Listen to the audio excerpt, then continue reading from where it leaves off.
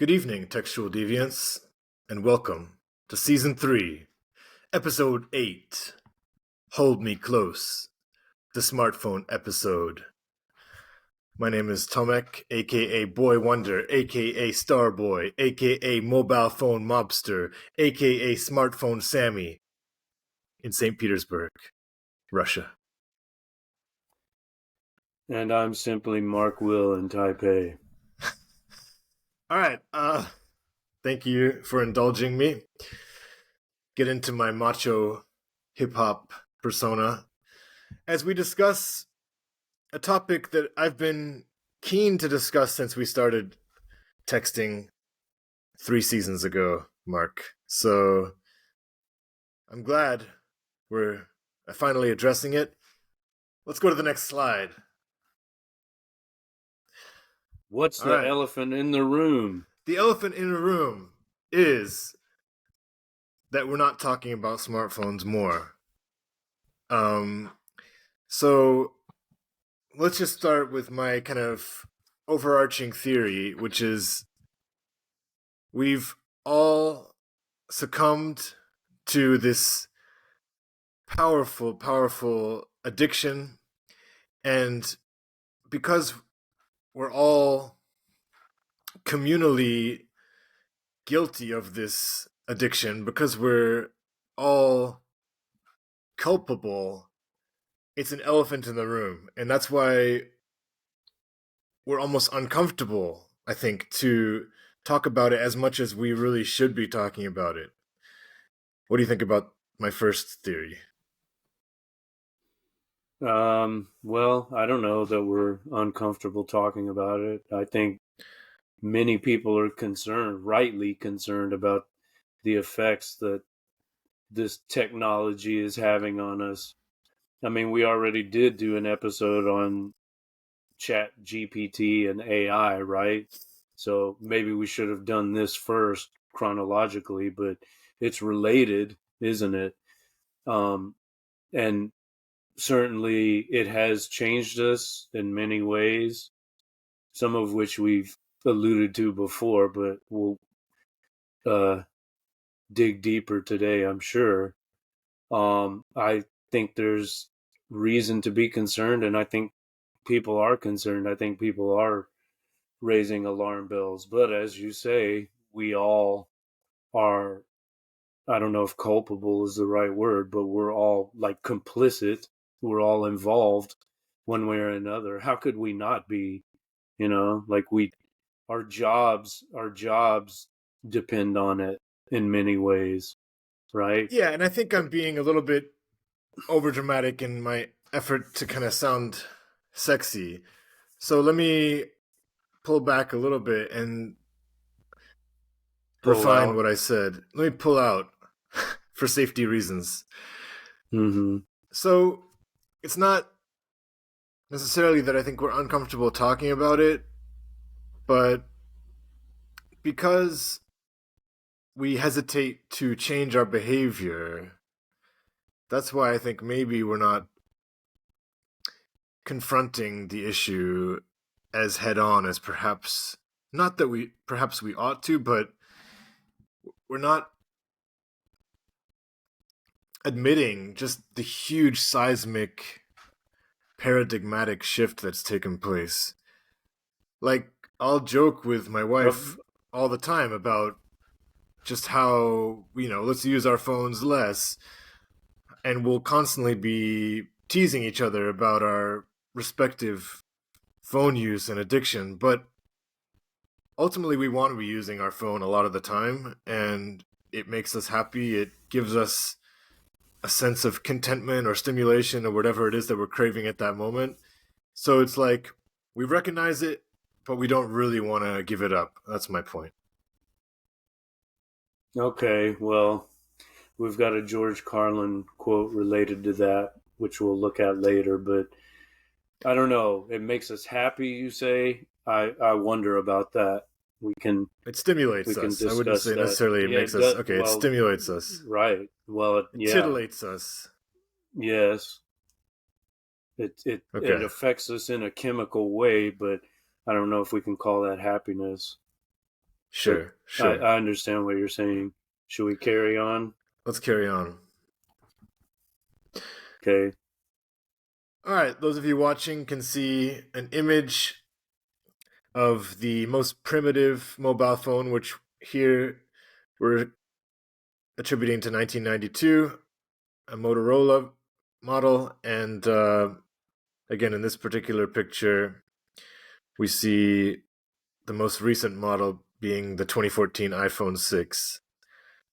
So, Mark, what's your personal history, if you can date it, with various incarnations of the mobile phone? Well, I can remember in the late 90s, I took a group of students on a trip to, what was it for? I think it was the Latin Club, and we took a van to Dallas from Houston, something like that. And so the school gave me like this gigantic walkie-talkie cell phone, which I didn't even know how to use. But in case of emergency, I don't even know what I would have done with it. But that was the late '90s, and then by 2000, 2001, right around 9/11, interestingly enough, I got my own cell phone for the first time, and it was at that time it was a Nokia, um, and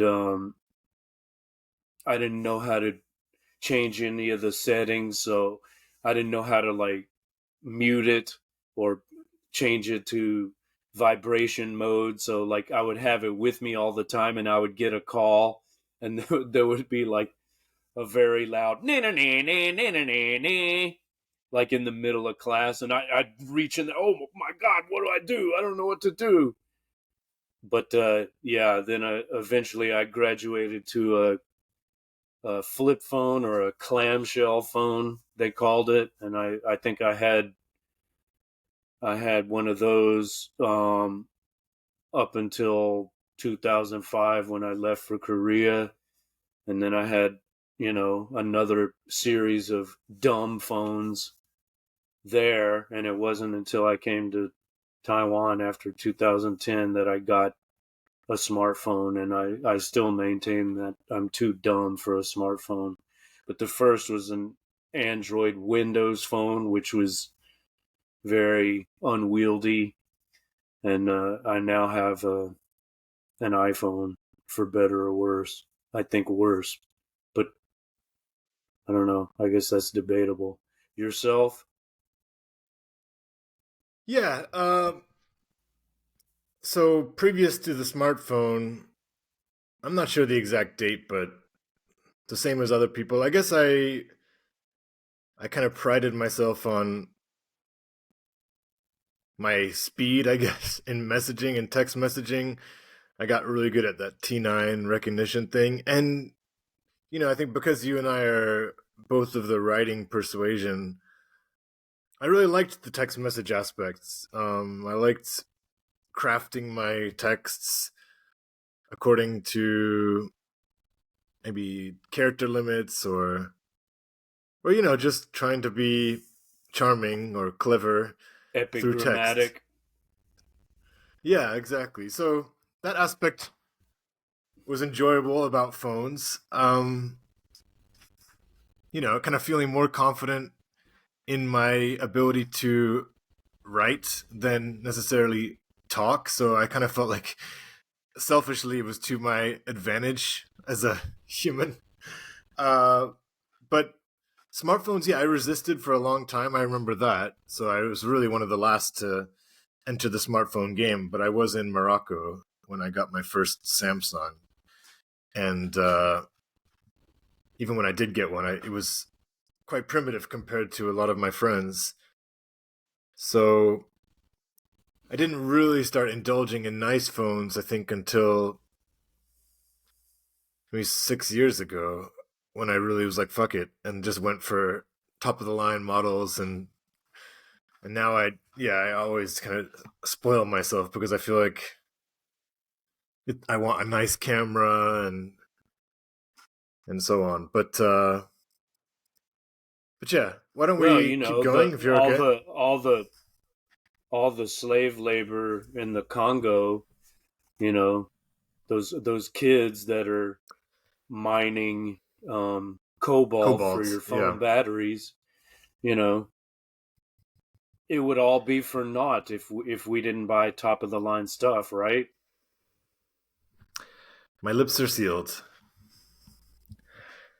Yeah, I'm being facetious, people. I'm not trying to justify these more horrific aspects of global capitalism, but you know, we all are complicit one way or another. What's to be done about it?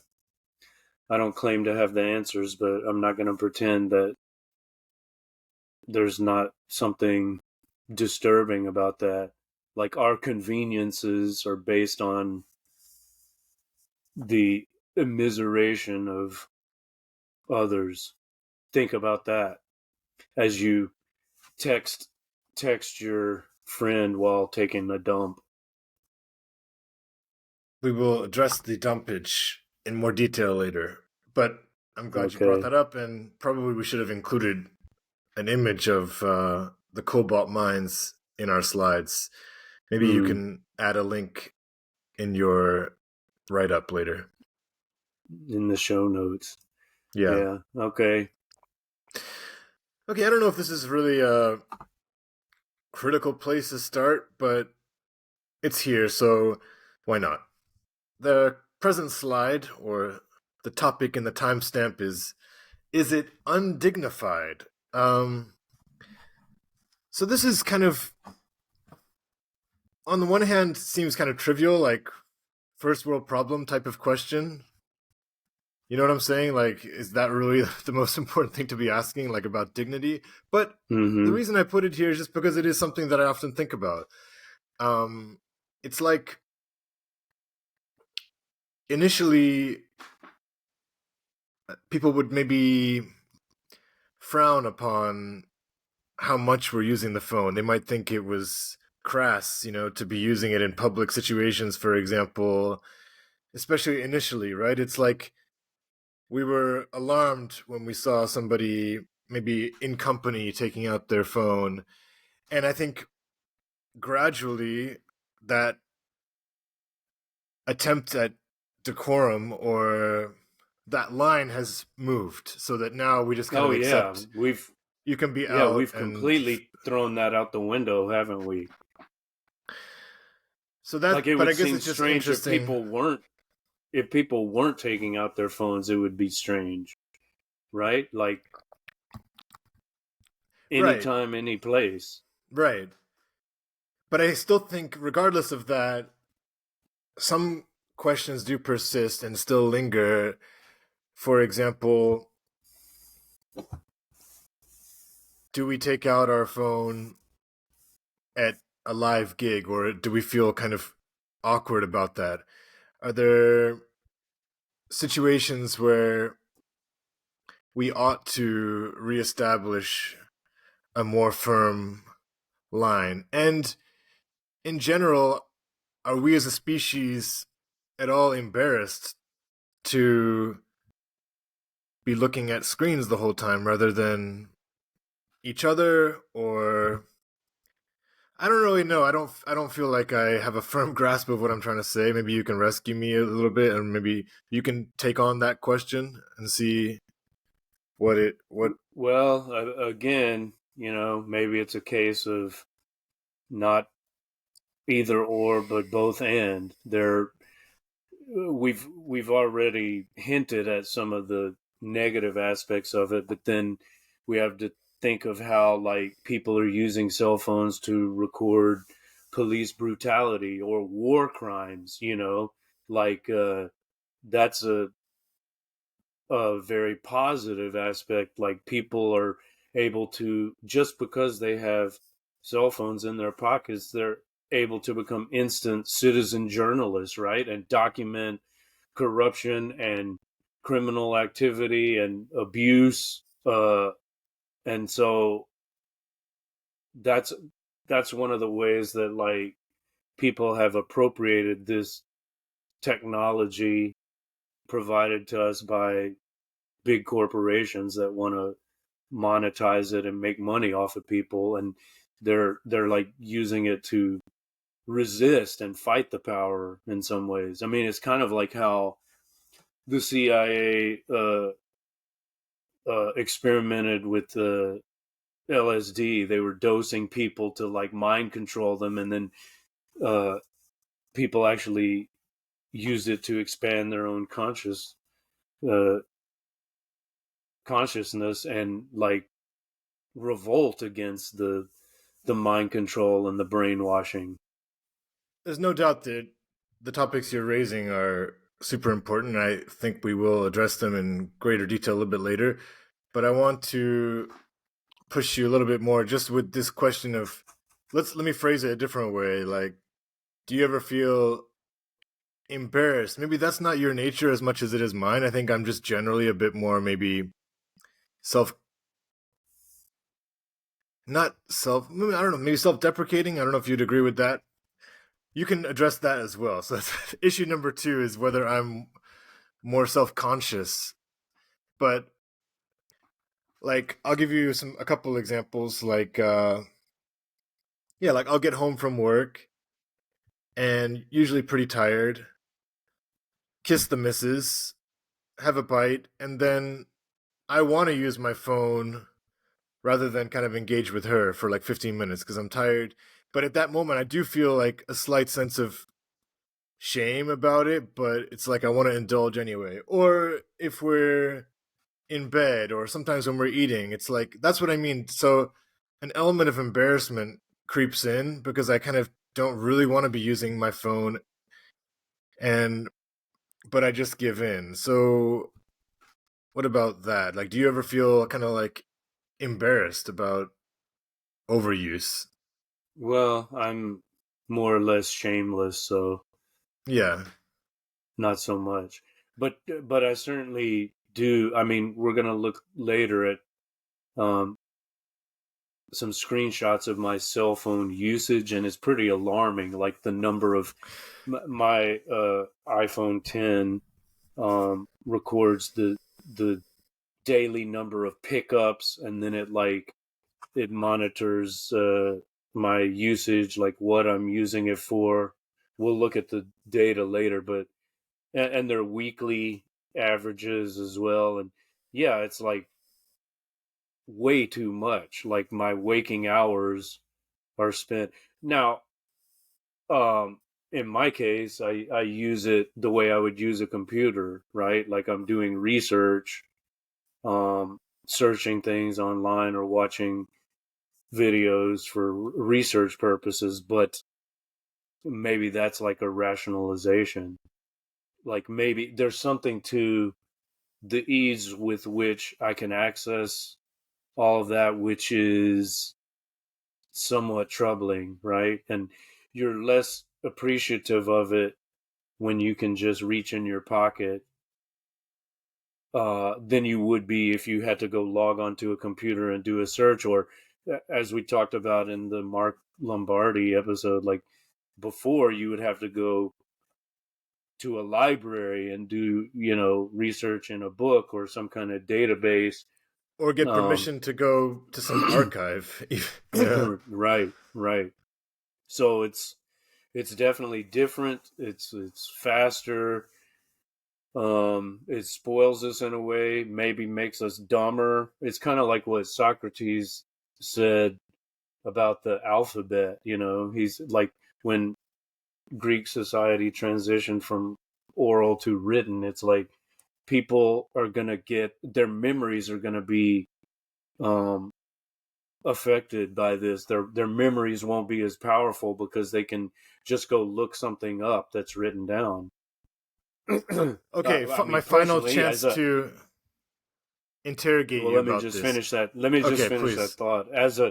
As a writer, of course, I'm not going to argue that we shouldn't have writing, but you, with each new development in technology, you do lose something as well as gain something. Yeah. Yeah. So, final attempt to kind of pin you down on just this idea of embarrassment. I appreciate that shame isn't as much a part of maybe your character, but I know you are definitely self-critical.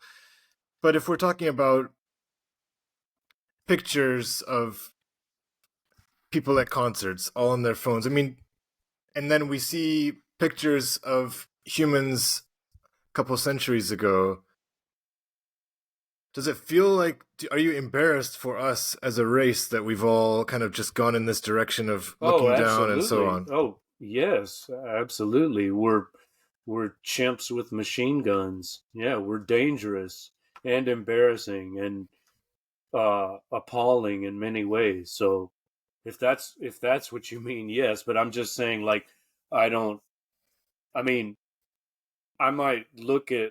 There are many times when I've been riding the metro, for example, and you just look, and the whole car is filled with people looking down at their phones, and I just shake my head like that is so disgusting. And then 2 minutes later, I'm looking at my phone too. So Exactly, it's and a, I just, yeah. it's both and again, right? Because Mm-hmm. as when we have that macro view and we see a room full or an assembly full of people just looking down, or a group of kids at a birthday party, it is emotionally deeply harrowing. However, when you look at it from a like an individual point of view and you see that person, like when you become that person using your phone, the task that you're doing is often like pretty cool, whether you're listening to a really good song and you just like put it on, or you're crafting a funny message to someone. So it's like, that's what I think is interesting about this whole landscape, is like Mm-hmm. when you see Well, just the physical image, sorry, just the physical image is disturbing of the change that's taken place in us physically, like looking down, not opening up to our environments, and getting into mm-hmm. these little cubicles. However, when you see the work that's being done in the cubicle or the activity in the cubicle, a lot of times it's nothing shameful. Well, there's something curmudgeonly about that resistance too. Like you can take that too far and have almost like a Luddite attitude, right? Like I'm gonna destroy all machinery and technology.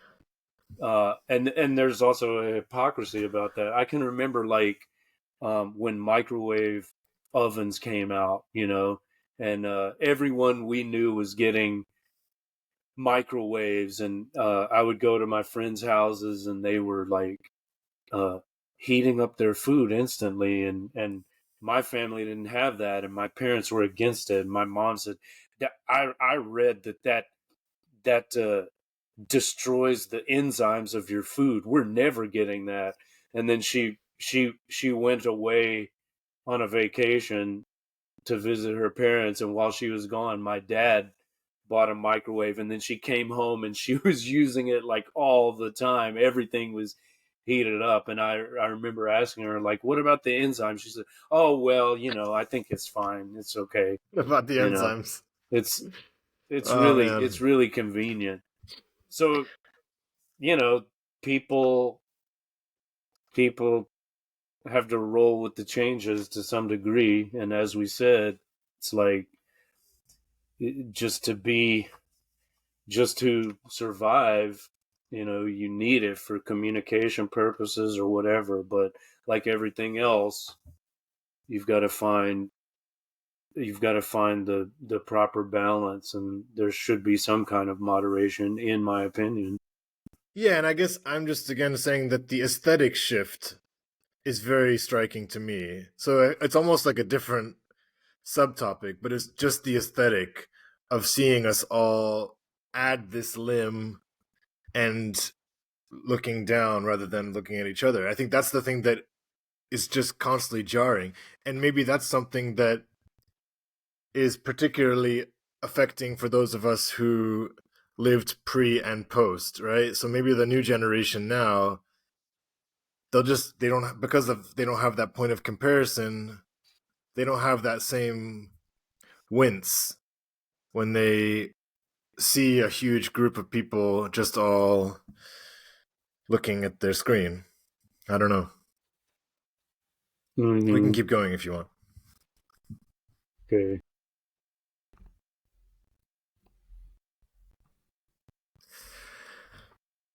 So this slide says, is this number one next to an image of the quote unquote world's 10 best inventions? I don't really care if these are the 10 best inventions. Obviously, it's a completely arbitrary list. But when I go into those dark nights of the soul where I'm freaking out about smartphones, I start thinking that this is the biggest shift that humanity's ever experienced.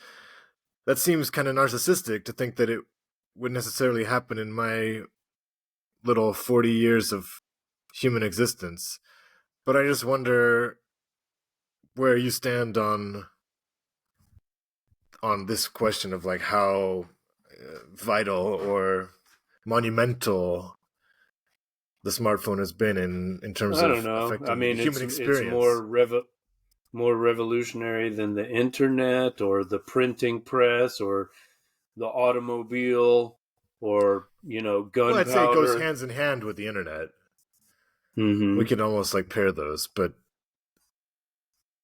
that's the Yeah. question I'd like us to think about for a second, because if 90% of the world has a smartphone, I'd say it's pretty powerful in terms of affecting what it means to be a human being and our daily experience of life. Like this is a Well, fucking definitely. Yeah. huge change. A Yes. huge change, right? Like we now experience life through the act of scrolling, through the act of sharing links, through memes.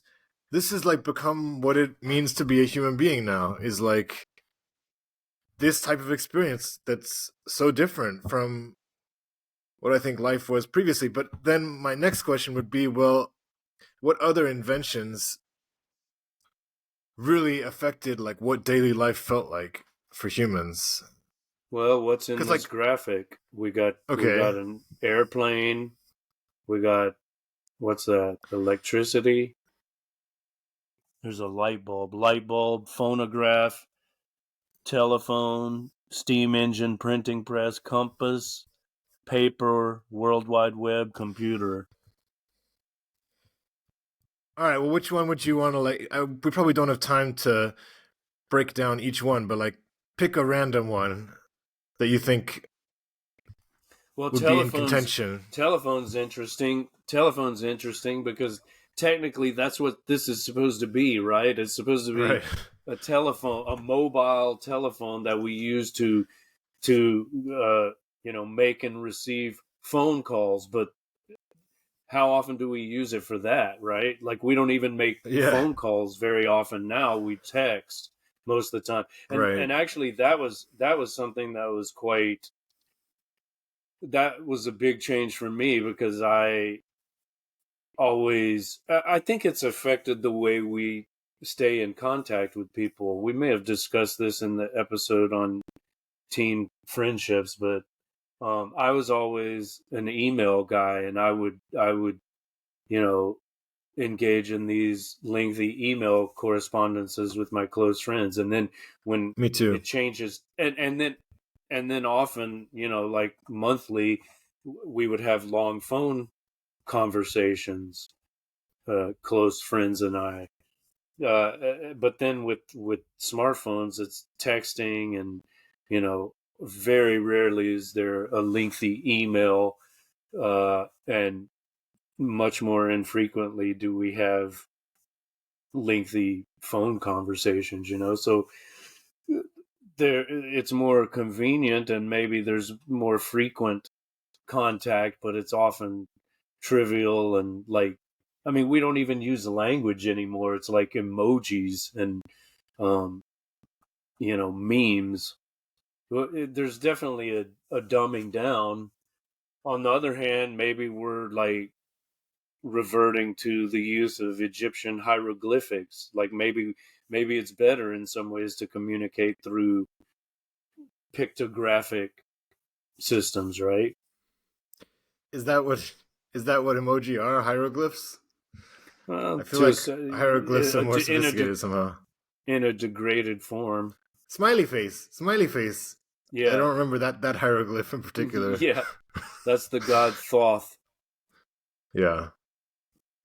All right. Well, maybe we'll leave that as a question for the listener to ponder where it stands in the pantheon of Yeah. greatest or at least most significant inventions.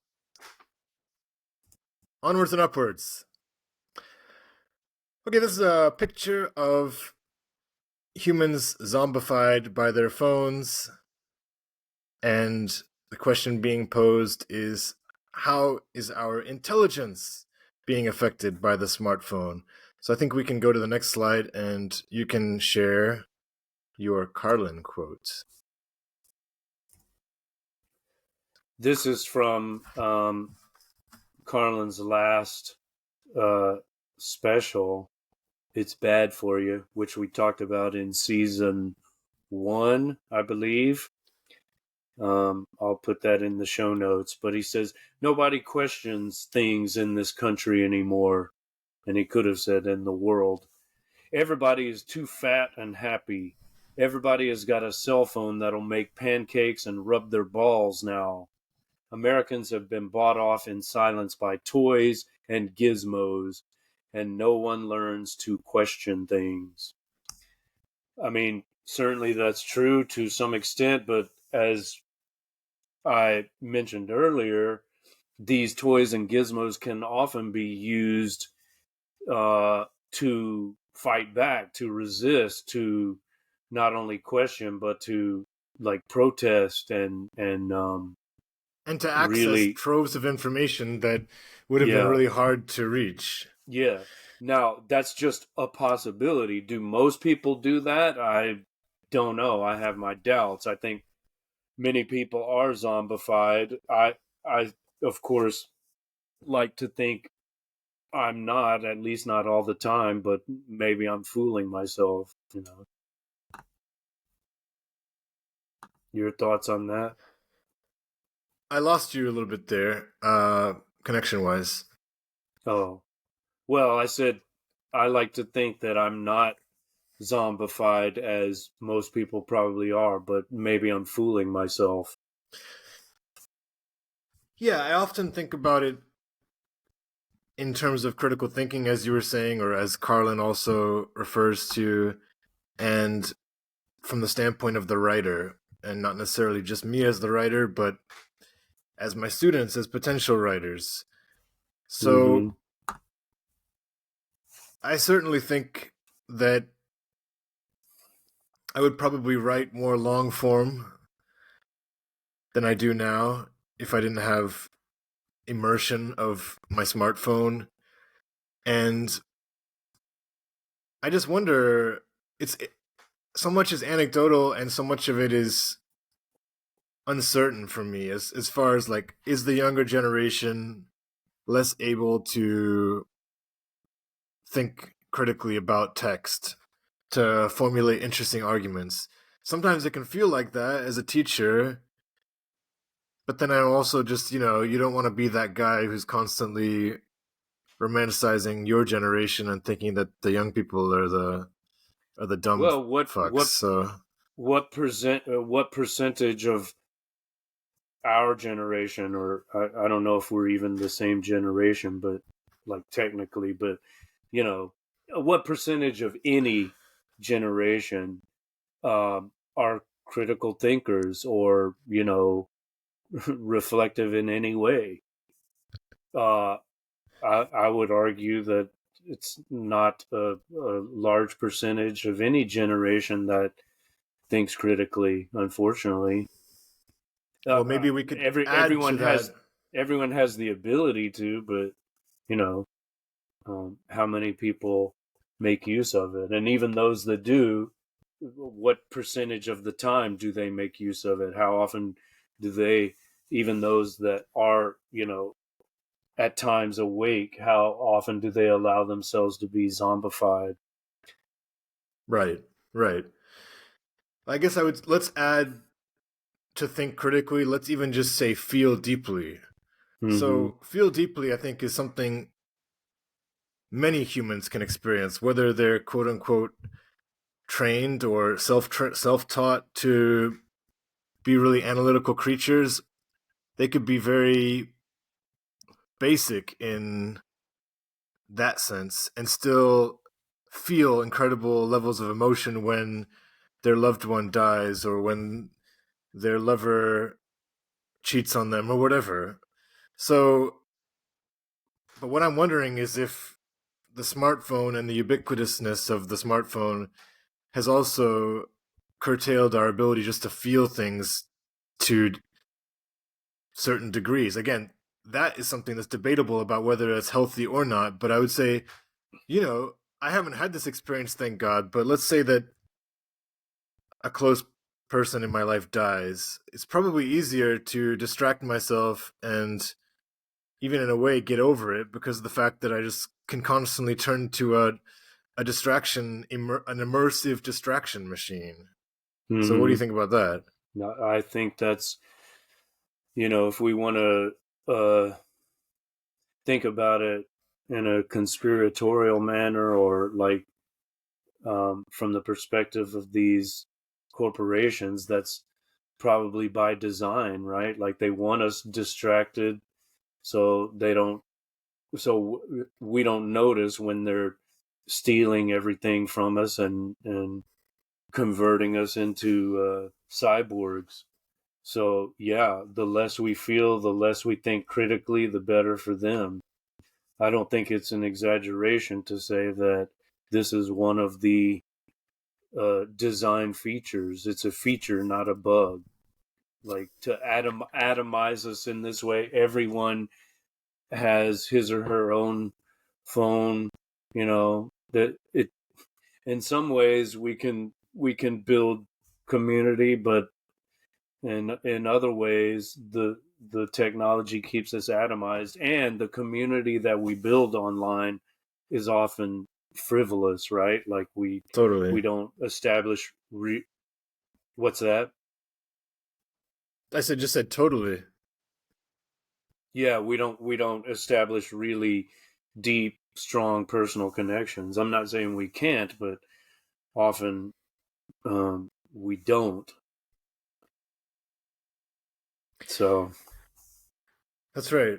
I was gonna say something, but I lost it. So yeah, that's okay, my well, atomized brain. Ah, I know what I want to say. Sorry, well, really that's quickly.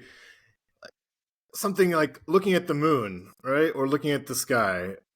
mm-hmm, That's an activity that I do very rarely now. And yes, I could say it's because I live in a city, but still, I feel like I would look at the sky more, right? And looking at the sky more might, and or I would get into a poetry state of mind more. But I just don't even bother now. A lot of times, I'd rather just get stimulated, well, and and not if you always did, stimulated in a stupid way, though. That's the thing. Sorry, but like it's not always stimulated in a stupid way. It could be stimulation of a book or of an interesting political video. I guess my point is, it's like I'd rather get stimulation than the slower pace, right? So stimulation could be super high intellectual activity, but the point is mm, that we want that brr, brr, brr, brr, brr, brr. But yeah. that's a different type of profundity in Well, looking you at the mentioned moon. well, you mentioned looking at the sky. I mean, just think of the recent eclipse that took place this past week, right? Like how many people just went outside and looked at it in wonder? How many people went outside with their smartphone and tried to film it? And I'm not saying there's anything wrong with that, right? Like I'm glad someone documented it, but do we lose something by documenting it and not fully experiencing it, right? There's a Louis C.K. joke about that. Like you go see your daughter in her school play, and instead of watching her perform, you're filming her, and then you just miss the whole thing, and then you send the video to everyone in your contact list, and they're like, "Why are you sending this to me? You didn't even watch your daughter, and you want me to?" you want me to watch your daughter while I'm taking a shit, you know? So Yeah. Yeah. that seems to be a theme. All right, let's carry on. Okay. Apathy wins. Exactly. So, just want to shout out this image first of all. It's from a Moby video. Please put in the show notes what the video is because I don't know. But I know that he made a video specifically about isolation, loneliness, and smartphone addiction. So, and Moby is a big animal rights guy, so I assume in this image, that's the reason that he's pictured these animals on their way to be slaughtered and people eating their meat, but again, like Mm, without any ability to feel compassion or get, that kind of comes back to what you were just saying about us being lobotomized intentionally. So mm-hmm. again, if you were someone, I'm not in that circle for better or worse, but if you were someone who was significantly alarmed about the environment, you'd probably be irate at smartphones' ability to numb us to giving a shit. Mm-hmm. And Well, but obviously that could extend.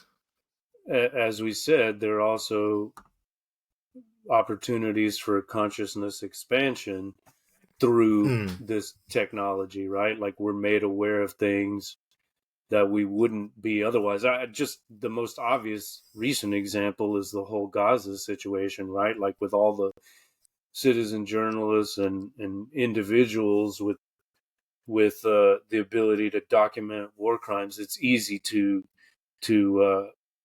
pick apart the Israeli Hasbara and propaganda. So that's a mm-hmm. good thing. I'm very Yep. glad about that.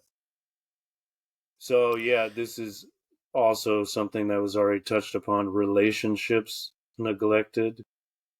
Certainly, that could be the case. I remember recently seeing, a Taiwanese couple at a restaurant, right? Like they're on a date and they're sitting across from each other eating their dinner, and they did not say a word to one another. Like the whole dinner, they're both just looking at their phones and shoveling food into their mouths. Like there was no interaction. It's like, are they? Is this a first date, or are they an old married couple that's bored, or what's going on?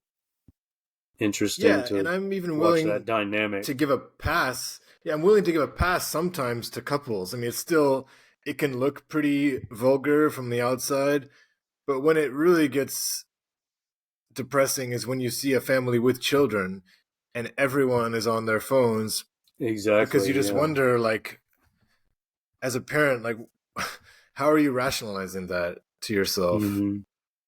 Yeah. Like, is it just one of those things where, look, it's been a hard day, like, can I live my life? And I remember my buddy, I won't name him, but yeah, it was very much like the phone becomes the modern pacifier, right? Like, if you're with the kid, Absolutely. you give them the phone, it's so much easier to handle them behavior wise. Yeah. And it's just like, and I do empathize. A person's working two jobs or whatever it is. You need a break sometimes. So here, kid, or shut Yeah. the fuck up. Yeah. So that's a really weird one, Cheaper though, for sure. I cheaper mean, than a babysitter. it's crazy though, man. Just that's a whole other topic, right? Just watching infants crave their phone Mm, and become super advanced with it. yeah.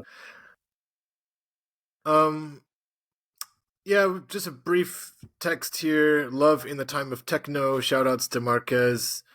This is a Banksy picture, I guess. And I don't really know what I have to say that's really great about this, but obviously I met my wife on Tinder, and in that sense, I like it Hmm. because I got to meet someone outside of my social sphere. She's not someone who is in any way affiliated to my job or my friend circle. She's someone Hmm. I there's a very low chance I think I would have met her, even at a bar or a restaurant. That was not really her vibe. So I'm Yeah, glad that I exactly. got this kind of Well, like very random way to meet someone. it's great for that because you can, screen people as it were, right? Like you can match and then chat and then you see it's going nowhere, so you politely move on and then you can focus on the chats that are more interesting and then arrange a meeting in person and see where that goes. So it's great. Like what, you know, it's to me it's far better than um as you say going out to the bar and like the necessity of alcohol and uh the artificiality of that particular social situation. Not that there's no artificiality in, you know, chatting online, but it can also be more natural and organic and spontaneous and casual and comfortable. Yeah. So I'm all for it. I mean, I think it's I guess it's great for the flip that. side would be, yeah, so for us as adults, I think we definitely see the positive and we've had positive experiences. I think another anecdote I have for you is I have a student who loves 50 Shades of Grey and that whole world of lit. Mm-hmm. And I was slightly concerned because this student felt a bit young for that. And I mentioned it to the student's parent. Mm-hmm. And the parent, surprisingly, was all for this student reading this stuff because, according to her, youth today is so void of dating, of touch, that if she can have this outlet to experience some of these emotions. So that was quite interesting for me because I was like, fair enough, and left it at that. So I do see, at least in my Russian context, I don't see couples at school. Like at my school, kids were making out all the time. Mm-hmm. But I think that it's fair to say that the younger generation, they're not as I mean, I just don't think dating is as maybe easy or comfortable. I think a lot of people have become more self-conscious, and yeah, I don't know. Do you have any thoughts about that? I mean, maybe we should watch what my sister Not was not for recommending, but not so much for the younger generation. No, I mean I can tell you that my second son met his partner online. I think through Facebook. Like they were connected and then they started chatting there, and it worked out very well for them. So um, I I guess I would guess just it say I just think depends. it's affected people's confidence in negative ways a lot of times, like the phone world. Like there was a Netflix documentary, a famous one. I can't remember the title, but yeah, Oh, like it about documented, body image and so on. yeah, how girls are affected, the kind of pressure to maybe look perfect in your Instagram shots Hmm. and all Well, the morphing filters that yes, all Insta of that. uses now. I think all of that is poisonous, but that's true of social media in general. I mean, Sure, but I mean, Facebook again, this is linked. Facebook itself is just a toxic waste dump. I mean, it's like the worst aspects of the American high school experience. But at the same time, there you can find interesting people on there that post interesting things. Like I said, I learned about the Mark Lombardi documentary from a random post made by a Facebook friend that I've never met IRL, you know, in real Yeah. life. I don't know this person, but I don't, somehow we became friends in quotation marks, right? And I've learned a lot of things there. You find interesting memes or links to videos or books or music, so you take the bad with the good, as with most other things, but you should certainly be well aware of the potential dangers and pitfalls. How about live gigs? Yeah, this is one that again I'm a traditionalist about. So, for example, I'm going to a dance performance tonight with expensive ticket prices, and I hope to God there's not someone in the couple rows in front of me that is taping, because I have this really bad habit of getting unduly irritated. One, and two, just constantly looking at the phone if there is a phone in front of me. So it really takes me out of the moment. So that's one thing. That's just like on my little personal level. I hate when people use phones at theatrical or stage shows. And at concerts, yeah, I definitely Mm-hmm. think that most of you guys who are doing that are like, I just think it's lame. Yeah, it's like you're not like getting some really great footage anyway at a concert. Like I could watch a high quality video and get, if I really wanted to see that artist, I would Yeah. get better audio and video a different way. Oh yeah. So then you wonder, what is the point of having this? Is it just except to just show off? And then if that's your reason, that's pretty stupid. Like you're not getting some great footage.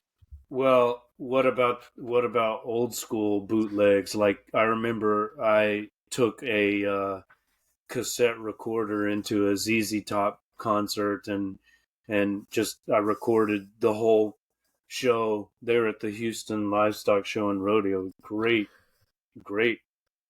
gig actually, and I recorded the whole thing on my little cassette recorder. I got a great quality recording, and so it was a nice artifact. I mean that's That's like, cool though. I feel like that's a different. yeah.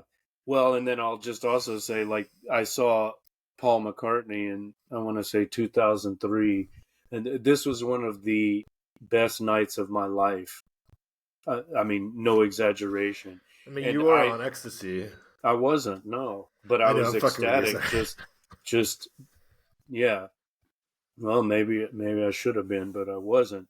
But I remember I got this sidelong glance from the people next to me because I took out a little notebook and I wrote down, every song in order, right? Like I documented the entire set list. Of course, now you can find that shit online, but at that time you couldn't, right? It was before that kind of thing was posted, or at least that I knew of. So I I still have that tiny little notebook with the entire set list, and I don't know, I may have taken random notes about each song too, but to me that was precious. And maybe because I had to work for it, it wasn't just like take out the phone and hold it up Yeah. for 3 hours, but I actually had to take the trouble to document it myself, and I'm glad I did that. And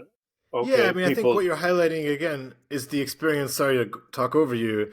Is the experience of the individual versus kind of how we see the mass behavior. So individuals at those shows, they might be doing cool stuff with it, and there's no denying that. What I'm asking you is like, how do you think it affects the overall ambiance of a show when it's full of phones? well, I mean, there's a famous clip of Dylan stopping a show because of too much cell phone activity, right? He stops the show. He's like, stop, stop. He says, do you want us to play or pose? Do Yeah, you want us to play or pose? And then yeah. everyone's embarrassed and they put their phones in their pockets. He's like, okay, I guess we'll play. And then he kickstarts the band again. I mean, that's an interesting moment, right? Like that's And a I just true want,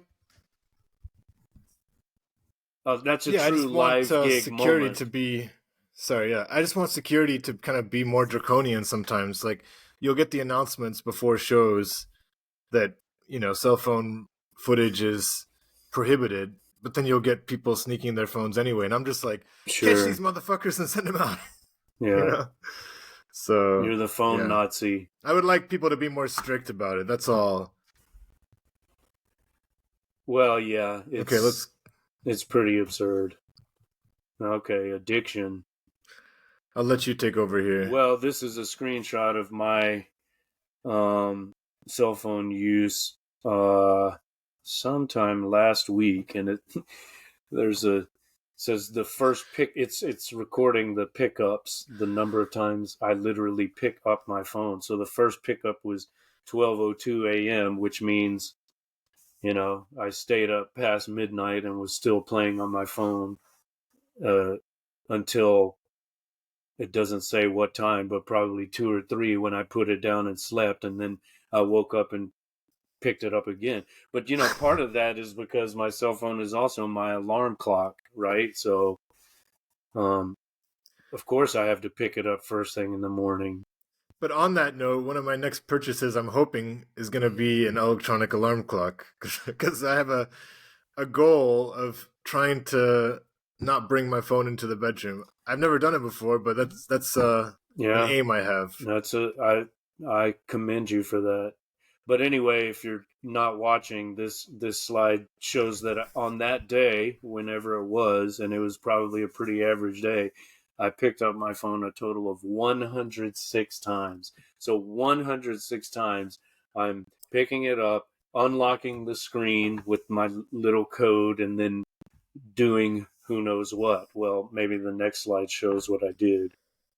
I only picked up my phone Yeah, 106 times. Today was a good day. Sorry, it's an Ice Cube there you reference. go.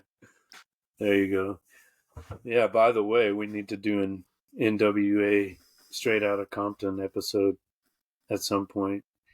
But yeah, maybe this was the same day. It says 129 messages and alerts, and then the weekly average. Weekly average. This is truly frightening. Shame, Six. shame. Yeah, maybe it is undignified. This is not. I mean, I don't think I should be proud of it, but weekly average. This is a daily average for the week. 6 hours, 38 minutes on this fucking thing. Now, again, a lot of the time I'm on it, I'm messaging friends and loved ones. I'm, doing research. I'm watching educational videos, news videos. And Don't forget so, that 25 minutes of creativity. yeah, right. It's interesting because it breaks it down. It says social, entertainment, creativity, and I'm not sure what the creativity is actually. Like, what are they classifying as creativity as opposed to entertainment? Entertainment would be YouTube, and I don't listen to like Spotify on my phone, and I don't have Facebook on my phone either, or Twitter. So that's one thing I do that, that's kind of the line I've drawn. It's basically, if you look at the breakdown, it's all YouTube, and that's music and news and, documentaries and so-called entertainment, but it's more like edutainment. And then the rest is chatting, Line and WhatsApp. That's pretty much it. I don't know what is the creativity. I can't even remember, but that's basically what I use it for. So I don't know. Liliana Am and I I? have this kind of silly joke where I'll be on the laptop for a while doing work or something, and then I'll say, oh, I need a break from the screen. I just move over to the couch and I use my phone, and it's like, that's the break. It's like switching from one screen to the other. It's like, oh, Well, relief. that's the thing. Like, I mean, a lot of what I'm doing on the phone is what I would be doing on the computer. So it has like its uses to me. Like I'm doing research for podcast episodes or something I'm writing, you know, like I'm using the phone as I formerly used the World Book Encyclopedia, which is what we had at our house. I think we had Britannica at one point too, but I grew up with the World Book Encyclopedia, and I would just go to it for whatever information I wanted to look up. Now I can just go to. Um, I still am using the DuckDuckGo browser because remember that was supposedly less. Uh, I don't know. They were monitoring us, surveilling us less than Google. Right, Then we right. find out that DuckDuckGo was selling data to people too, so it's probably not any better. But there are currently 99 open tabs on my DuckDuckGo browser. Everything from astrological houses to nocturnal urination to uh, you know artists and uh, writers to I don't know what anything that I happen to be researching at the moment, and then I leave it open if I don't finish with it. So there's some unfinished business there that's probably not good psychologically. It's better to finish the research, do something with it, and then delete it. But that's the life of a researcher and an archivist. You're never finished. And I'm also, maybe that's related, I'm a hoarder too, so I don't want to throw things away before I'm sure I don't need them anymore. All right, so enough about my addiction. You've got a little cartoon here. Yeah, and I think I've got so many images coming up which are just jokes. So I think for the listener, watch the YouTube episode this time because I don't really want to just read Mm-hmm. every joke and it won't even come across that funny. But I think the main point I want to tease out here is an interesting tension which will be resolved with the both and, but that can also be a bit reductive just to, leave both and for everything. But the question is, to what extent is the phone programmed to demand our attention, and to what extent are we using the phone as a tool? So are we being used or are we using? Mm-hmm. And for example, Carlos is always emphatic about the fact that he makes the phone his slave. And I like the way he phrases it because he's he is often fed up at work and he kind of sees his experience at work as him being a slave and he's just Mm-hmm. having to do this. Whereas, Mm-hmm. I have a very different attitude. I like work in general. And so we're kind of on opposite ends of the spectrum for both of these things because I feel how much I'm used by the phone. I don't feel like I have agency in my relationship with the phone necessarily because I am doing a lot of just like, oh, I should check this. Oh, I should check this.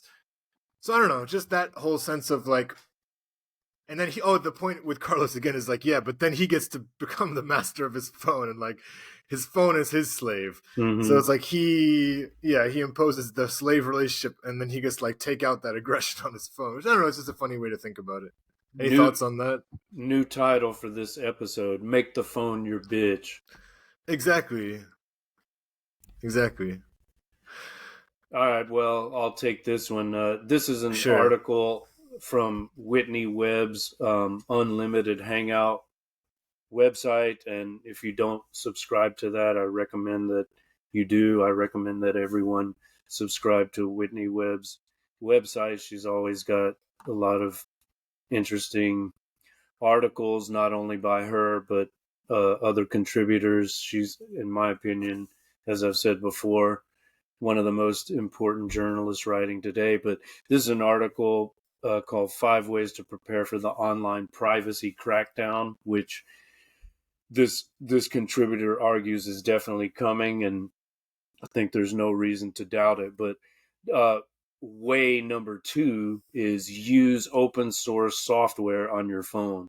So this article explains how you can de-Google your phone. Of course, whether you're using Android or iPhone, you know, both of those operating systems are constantly surveilling you, um, monitoring your likes and preferences and choices and selling your data and, feeding you stuff that will make you consume more. And so if you don't want to be algorithmically programmed like that, there are ways to de-Google your phone. It means you can use open source software on your phone. It's not necessarily free. Not all of it is free. Some of it is, but um, I think it's a good thing to do. I haven't done it myself, but it is on my agenda. And if I were a better man, I would have already done it. And if any of you out there have done it, please let us know how it went for you, because I would be very interested in hearing about that. Okay. Just a funny picture. If the I don't Titanic need to sank make much today, comment unless you. well, it's a picture of the Titanic sinking. If the Titanic sank today, of course, as people are drowning, they'd be fucking filming it. No doubt. And here, okay, this is our slide related to taking a shit. So, you want to read the frames here? It's pooping time. Ah. Crap, I forgot my smartphone, and befuddlement and silence follows. And then there's an image on the right. Completely different image, by the way, just I pasted it in, but life before smartphones, and the guy is reading the ingredients on the Glade. On the What I like Febreze. about that, though, is that's super relatable because as a voracious reader, I prior to smartphones, I would be reading like anything I could get my hands on. Like I was definitely reading Yeah, ingredients all the time. yeah. That's like the best you could get He's for still stimulation.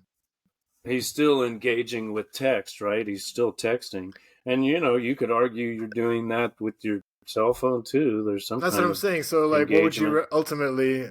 I'd rather be reading my smartphone than the back of a cereal box, which is Well, but another place where I would be like scrambling for things to read. right, but you could also use that time to like unwind and Yeah, or think. meditate and just be mindful. Stew in your own Um dark thoughts yeah, and not just on the toilet, but and your there dark I smells. I I will say that there are times when, like, let's say it's a break between classes at work, instead of doing research, right, as I call it, and again, maybe it's not always technically research, maybe it is more distraction at times, even though I'm probably going to use it one way or another at some point. But would that not would that time not be better spent just doing like a breathing exercise, just being Right, mindful? right. Like you got 5 or 10 minutes of downtime, right? Instead of grabbing this. But it's hard to be mindful when you're surrounded by the wafts of your own turds. That's why I said no, we're not necessarily talking about while on the toilet. I'm just saying like Sorry, sorry. any it could be a break at work or whatever. No, you like to think your shit don't stink. Sorry. All right, so what's this? The smartphone cycle. Yeah, it's a common experience that many humans experience. A common experience that many humans experience. Nice English, Tom. Um, you start with the initial impulse to pick up your phone, thinking, "Oh, I just got to check the weather. I'm about to go outside." You get distracted by something. You zone out for a while and scroll or whatever. Then you have to remember what you turned your phone on for in the first place. And then it's like you go through the cycle. And it is funny how this is a real experience. Absolutely a real experience. Well, this is like that, you know, reference to Socrates' comment I made earlier. Like it's making us more forgetful. It's dumbing us down in some ways. Yeah, exactly. All right, and then this lady says, "I feel more naked without my phone than I do without any of my clothes." Okay, I feel you.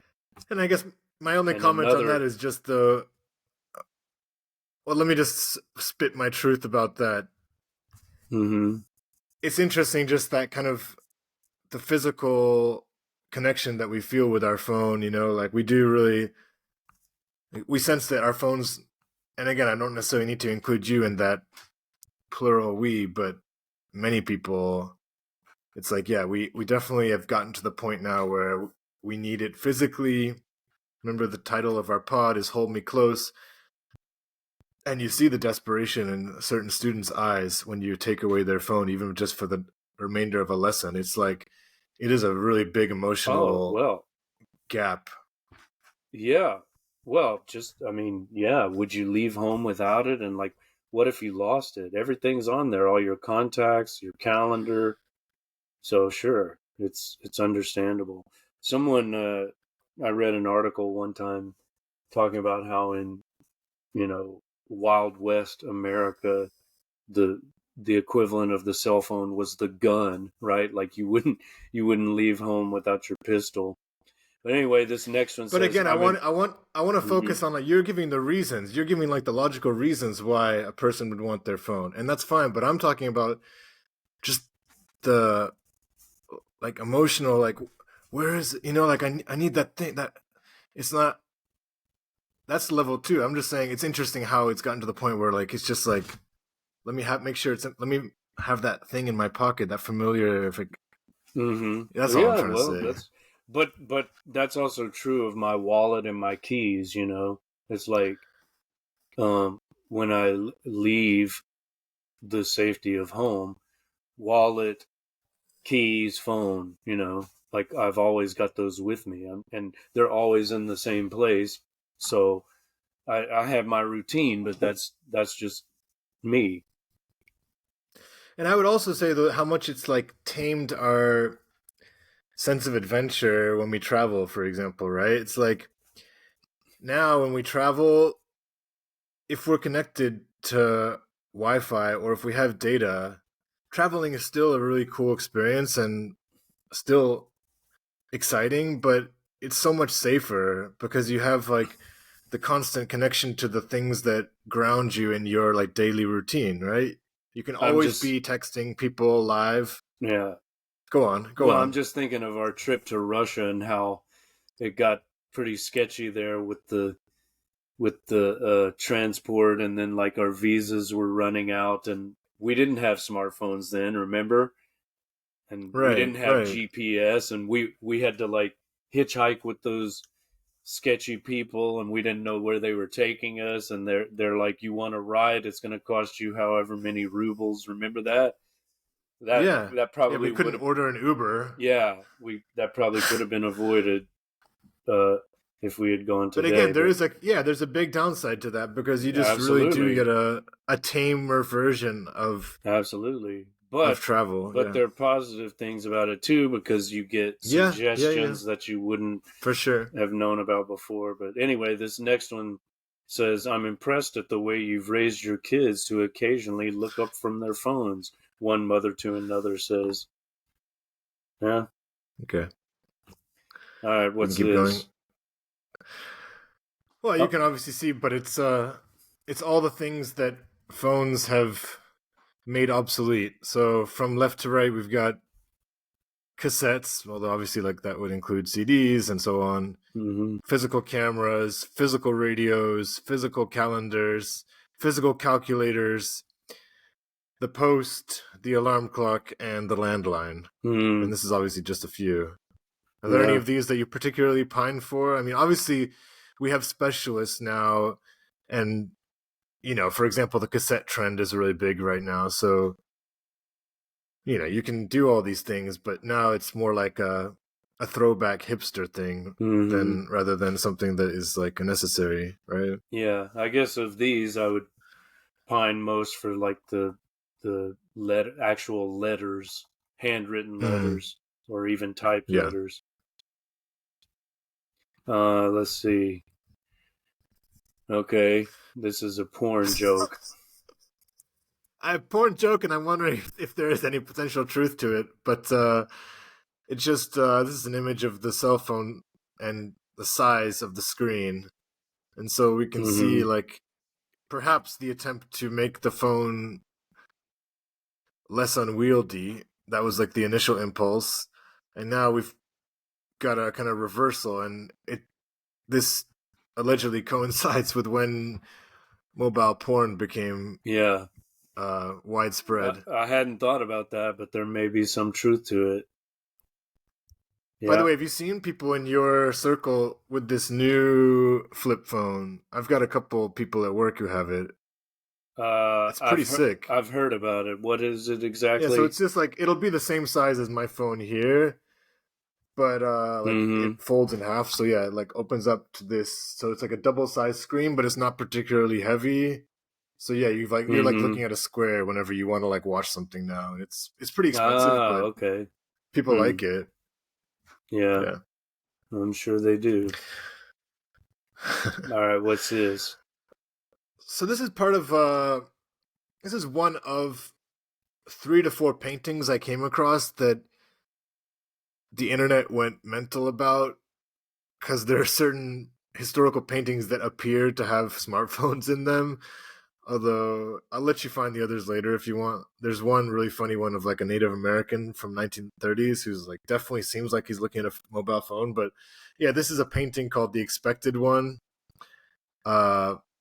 19th century painting by the Austrian artist Ferdinand Georg Waldmüller, and yeah, just a girl on a country walk, and it seems like she's holding a phone, but it's What is actually I that think a prayer actually? I book. thought this was some It's supposed to AI be shit. a What is it? it's supposed to be a prayer book. Ah, prayer book. Oh, well, there you go. That's the perfect metaphor. The cell phone is the smartphone, I should say, is the new prayer book of this secular age. How about that? And in general, I think it's kind of interesting. I mean, we can segue with this next picture, but you wonder at what point paintings of our age will stop hesitating just to start painting us all holding phones. You know, like that will just be like what humans look like. Mm-hmm. Uh, and whether that will feel shameful or again if it will just be like, well, so what. This is a Mm-hmm. image of a Rembrandt painting, if you can pull back, and a group of teenagers in front of this, well, not even in front, like in the vicinity of the Rembrandt painting, but not really giving a shit about the Rembrandt. Just my little personal Right. connection again would be this. I've had this experience, and working as a summer language school teacher for the last 10 years or so, we take our students on excursions on the weekends. It doesn't have to be to something like an art gallery. It could be to a really cool like botanical garden or whatever. But the kids definitely, their preferred experience will be just to find the place that has the best mobile data or Wi-Fi and just chill in a circle like this. you know, Mm-hmm. I have so a it can be rather, yeah. Go on. I have an interesting picture uh, from my visit to the Louvre. There's like a crowd of people around the Mona Lisa, all of whom are holding their cell phones, and so I stood behind them and with my cell phone took a picture of the people taking pictures Right. of the picture with their cell phone. So quite a meta Yeah. Yeah. Sure. photograph. All right, what do we have here? This is just the Alfred Hitchcock Psycho picture paired with how people feel when their phones are down to 1%. So It is traumatizing. yeah, Yeah. we are nearing the end of my meticulously prepared slideshow, and this is a Mm-hmm. quote that I've often used in the classroom, and I just kind of found it interesting. We're already cyborgs. Your phone and your computer are extensions of you, and so I just think it was kind of a wow moment for me when I took in what I guess would be an obvious truth, which is that this really has become an additional limb. Like a really, we should just understand now that we are a cyborg because we are fitted. We have attached this technology to ourselves. It doesn't matter that it's something we can put down. Basically, we're holding it a lot of the time. So it's really become part of our body, and we have Yeah, but morphed into a different type of being. Go on. yeah, but Well, who the source of this quote is the South African, military contractor Elon Musk, or as you call him here, Elonus Muskimus. Uh, so, he wants us all to be cyborgs, and then he wants to I'm gonna push back a little bit. profit off of us. He's often one of the leading voices warning about the dangers of Yeah, he's made AI some and warnings about AI, but in the end, he'll go along with whatever the agenda is. We know that well, he I'm just saying presents this himself quote as a. came in the context of warning. Mm-hmm. He wasn't saying it Well, like he wasn't celebrating this fact. okay. Well, I wonder. I mean, Okay. he's some people's favorite billionaire, but to have a favorite billionaire is pretty absurd. And he's no Yeah, free agreed. speech warrior.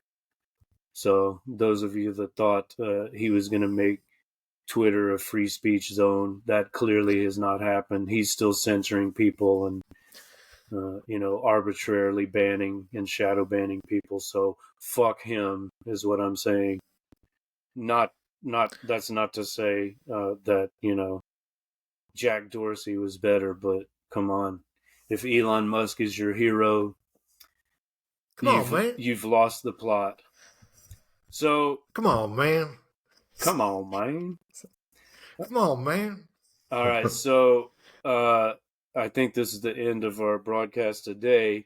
The next episode, well, we had a request for an app on. Got a few requests coming in, to be fair. Okay, well, from my side, I got a request for an app on OJ, who recently died. And when I mentioned that to you, you seemed less than thrilled, but I'd be willing to do that. Although, to be fair, I did watch American Crime Story, I believe was the name of the show, and it was about the OJ trial, and I got through that, and I enjoyed it. Are we considering just the man himself as the text, or Well, I don't know. a Could certain be the aspect? trial. Could be the trial. Could be the man himself. Actually, I think it'd be interesting to consider the man himself as the text, because then you could look at his whole career, and like the the trial would be like I don't know, the crisis. If you consider his life to be a plot, that would be like the crisis, or the But Mark, breaking point. Yeah, if the gloves don't fit, you must acquit. no doubt. That would be a big part of it too. All those players, Johnny Cochran, the Kardashians, the patriarch of the Kardashian family was on his defense team. Like that, we wouldn't have Kim and all her idiot sisters if it weren't for OJ, probably. But anyway, that's one And the possibility. series I'm referencing, the Mm-hmm. series I'm referencing starred John Travolta and Cuba Gooding Jr. Okay. Just for your reference, Travolta wasn't bad. Travolta was who? Kalo or Kato Kalin? Kalo, I said. No. He wasn't. He was a lawyer. Kardashian? Let me see You're Googling who it he now. was. He's using his Sorry about computer that. rather than his phone. Is that a Cuba good was thing or a OJ. bad thing? Travolta was Robert Shapiro. Okay, Robert Shapiro. All right, yeah. David Schwimmer as Robert Kardashian. There you go. I remember seeing that. Yeah, I'll pass on that. But maybe, okay, that's one possibility, OJ or some permutation of OJ. Then the other possibility is the text that was the alternative to the Emerald Tablet, and that would be the UN speech of Gaddafi from, I want to say, was it 2004? I'm not sure of the date, actually. I forget. But there's a famous speech he made in which he criticizes the West in some interesting ways. I think that would be a fun text to do, but we'll put it out there. If we don't get any kind of response, then we'll pick ourselves. But those are the two choices for the next text: OJ or Gaddafi's speech to the UN. Once again, Love that pairing. yeah, that's great. What more could you ask for? All right, so once again, I'm Mark Will. You are already Cyborg, aka Tomek in Yeah. St. Petersburg. There you go. And this has been season 3, episode 8 of Texting, your favorite podcast. All of you textual deviants, be sure to like, share, LOL, Larry. subscribe to us. LOL. Subscribe to us on Substack. What's that about? The last Curb episode is apparently aired. You know about that, right? Yeah, but it's just a funny one where this guy wants Larry to tell his wife how annoying it is when his wife says LOL in conversation. Mm-hmm. So anyway, I don't understand the connection, but anyway, the last it's a tangential to the way we talk on phones. Okay. Well, the last episode of Curb is out, and we did do an episode on Curb last season, season 2. So we are fans, and you should probably check it out. I haven't seen it yet, but it'll probably be on HBO soon. I have a feeling it took a little bit of a dip in this last series. That's just my sneaking suspicion. And I caught some clips. They lost Richard Lewis, so that probably affected it to some degree. But anyway, subscribe on Substack. I'm at Mark Will Write, WRITE.substack.com. My co-host is at tomekb.substack.com. Subscribe to the YouTube channel, Mark Will Write, at Mark Will Write, WRITE. Thanks again. See you all next time.